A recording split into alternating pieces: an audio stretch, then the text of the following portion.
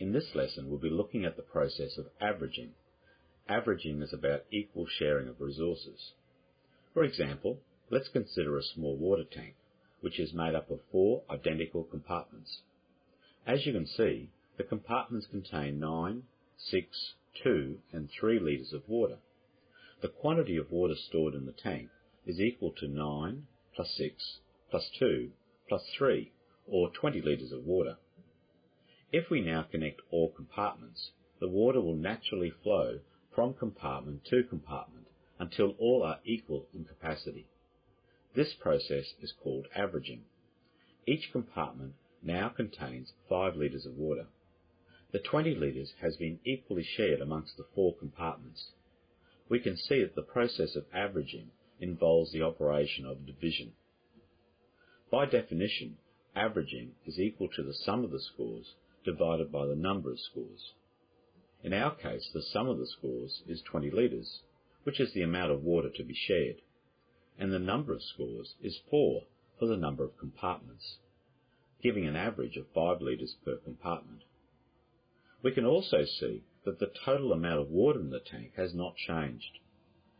The amount of water present can be easily calculated by multiplying the average 5 litres by the number of compartments, 4. 5 litres by 4 equals 20 litres. Let's look at some other examples. Example 1. Find the average for the scores 11, 16, 23, 14 and 21. To find the average for the scores given, we need to first find the sum of the scores and then the number of scores. In this example, the sum of the scores is 11 plus 16 plus 23 plus 14 plus 21, which equals 85. The number of scores is 5. The average is therefore 85 divided by 5, which gives 17. The average of 17 represents the sharing of the 85 points amongst the 5 numbers.